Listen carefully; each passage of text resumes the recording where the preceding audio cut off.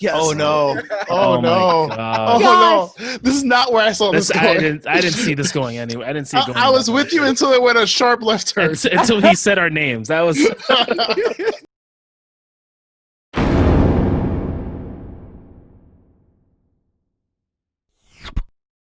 Welcome back to another episode of Nerds at Rounds, guys. I'm your host, Sebastian, It's your boy Law. and your boy Tone from across the hall. and we're excited because we have another creator series for you. We're featuring the creator, one and only. Keiko. Hi, everybody. Hello, How you hello. Welcome Hey, to the Keiko. show. Thank you for having me. I'm so excited to be here. We're excited to have you on. You've been creating content for what, like 10 years already? Yes, 10 years this March. I Wow. finally passed the Oh, milestone. Congrats. Congrats. Now, Congrats. now, how did you get into voice acting? What motivates you to get into voice acting? Just what inspired you to get into that aspect of their career and creativity? Yeah, well, I think I've always had a little interest in it. And I kind of got into it by accident at first because with my YouTube channel, it's where I like make original stories and such. And I kind of had to give voices to the characters in my videos. You know, I didn't have much help back then, just occasionally some friends. You know, these days I have full voice cast, but that's how I started voice acting, is just giving voices in my videos. But I didn't really realize, you know, I'm voice acting. That's what I'm doing until several years down the line when I started developing a love for it, you know, and I started figuring out I can do lots of different things with my voice. And I just really loved the freedom of it as far as acting goes. And so I decided about 5 years ago that I really wanted to pursue it more seriously. And that's one thing led to the next, and that's how it happened. Awesome. So your series kind of like it's pretty cool that you guys do this series with Bratz dolls and everything. I just was looking at one of the episodes not too long ago, and I know it's tough to like kind of capture expressions, but you capture it in the voices. Like, what is the process in doing that, capturing like a character's voice? And do you have a different way of preparing for each character that you do in each series? Yeah, well, you know, I have an easier job these days because, like I said, I have big casts that I work with now. And so back in the day, I just tried to distinguish them as much as possible, you know, when I played a lot of the characters. And I just kind of think of it as if I was casting them back then, you know, even though I didn't have big casts back then. Who would I pick for this role? And then I just try to, as much as possible, you know, envelop that idea myself.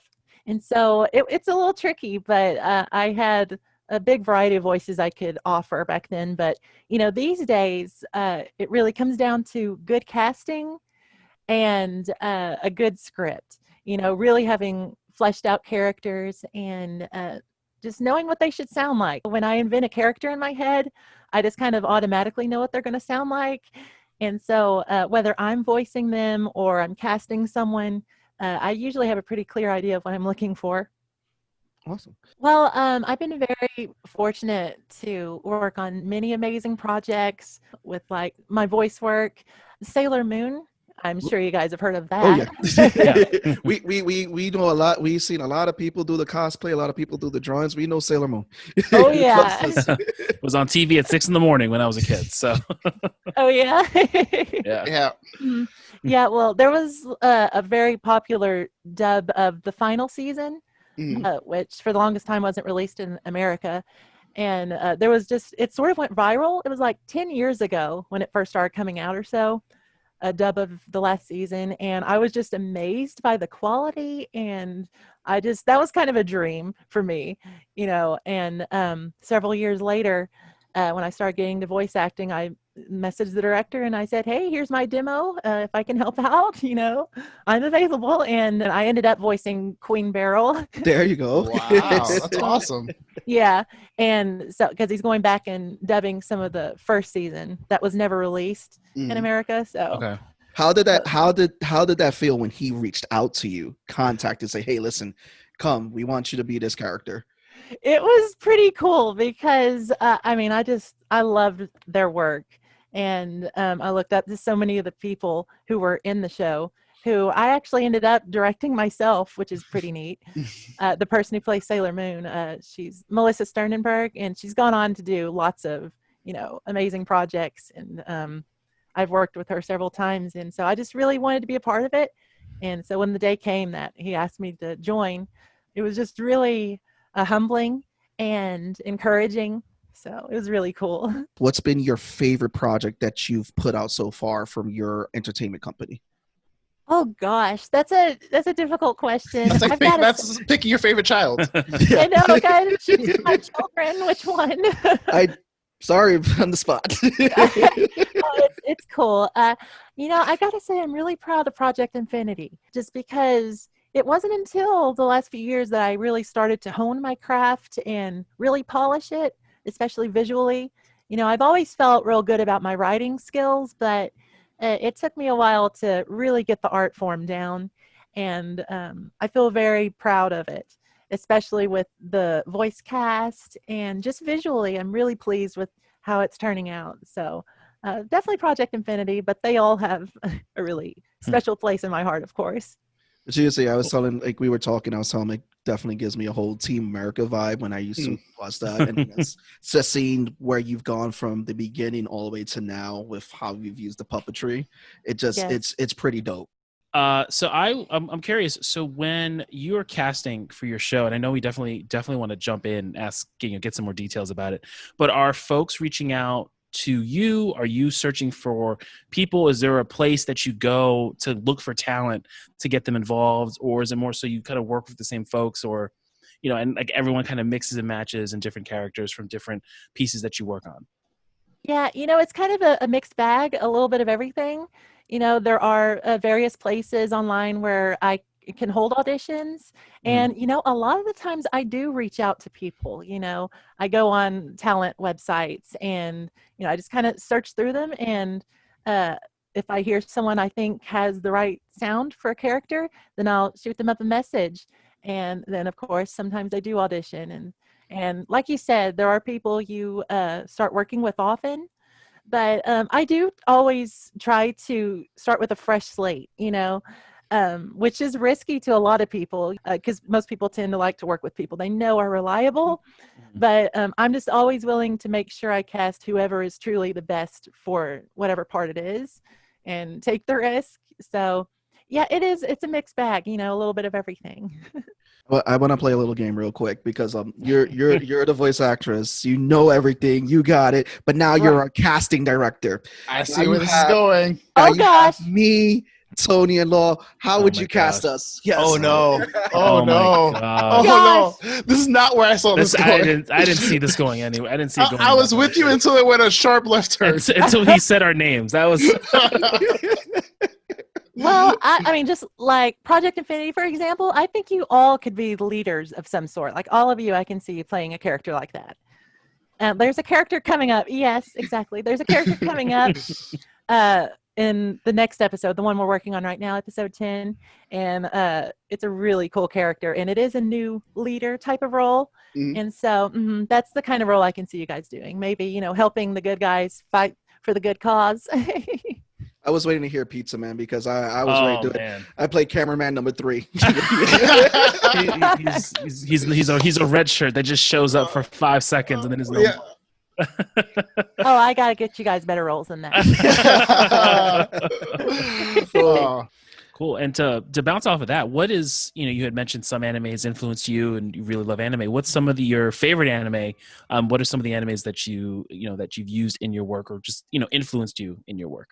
Yeah, I really of course I love the classics like Dragon Ball Z and Sailor Moon, but I love Clannad. I don't know if you guys have heard of it. I've heard Clan. I'm actually currently watching it right now on Netflix. No way. Good. Yeah, I'm watching it currently right now. Oh my gosh. It's so cool. It's passed on my recommendations like for like the longest time, but I never got around to it. Yeah. Yeah, it's got a lot of cliches and stuff, but it's really worth watching to the end. Like it's one of those shows that's guaranteed to make you cry. And that actually really inspired me when I first found it. Yeah, just because it's so touching and emotional. Like it really just moves you. And so if you can look past the cliches and the huge eyes, there is something more to it. Definitely. Gotcha. Yes. I gotcha. Now, another thing I like what you do about your YouTube channel is that you actually have a segment called Meet the Voices. That's And right. I want to know just, remember I heard Trina, she was being deployed. How is Trina first? And what came up with this concept of, Meet the Voices? Tell us more about that. Yeah, well, Trina, as far as I know, I think she's come back. So, yeah. So thank goodness, Yeah. she's amazing. Yeah, I just really wanted to give a platform to my actors because they are so talented and they're just the sweetest people. I love working with them. And I just got the idea that I could sort of do an interview series and just give them an opportunity to talk about themselves, and talk about what it's like voicing a character in my show.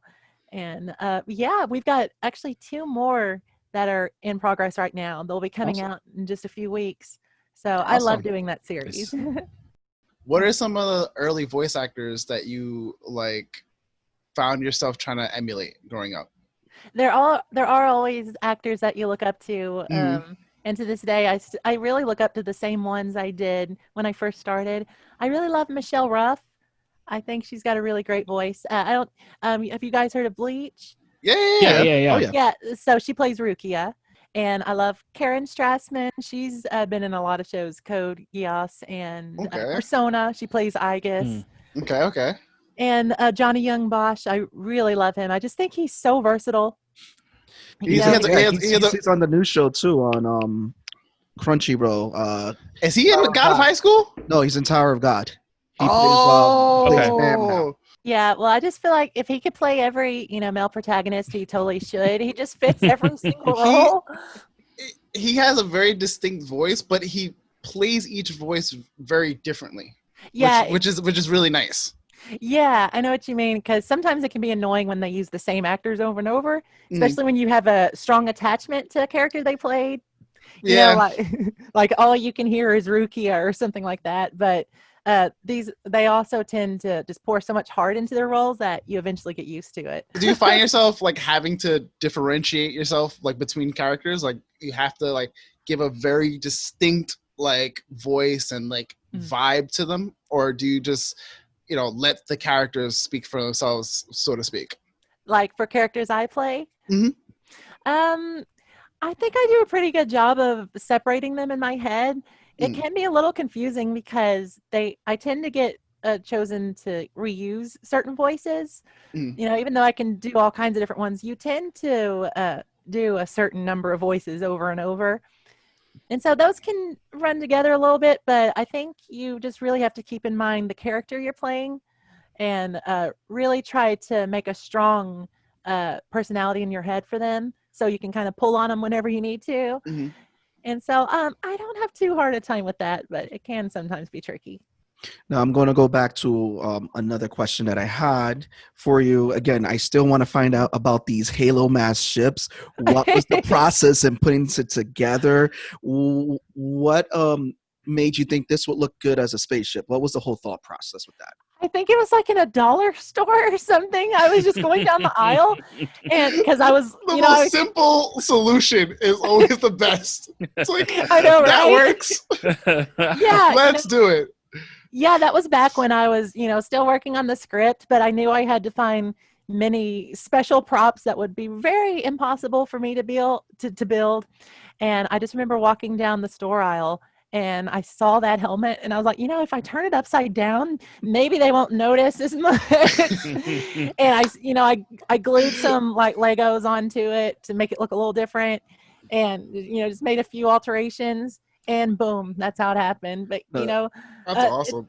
Yeah, and actually, the Millennium Falcon is also in the show. Oh, really? Ooh. Yeah, the Rebels, ship that they travel on, the Adonais. It's also the Millennium Falcon. That's hilarious. Yeah, so little Easter eggs you have to look for. I love when you go with Easter eggs like that. No, I was just looking at it, I was like, I had the same helmet. I was like, oh, I didn't think of doing that with the helmet. Yeah. Little ships all day. Yeah, That's you gotta. fantastic. Well, thank you. The strangest ideas can be the most awesome ones.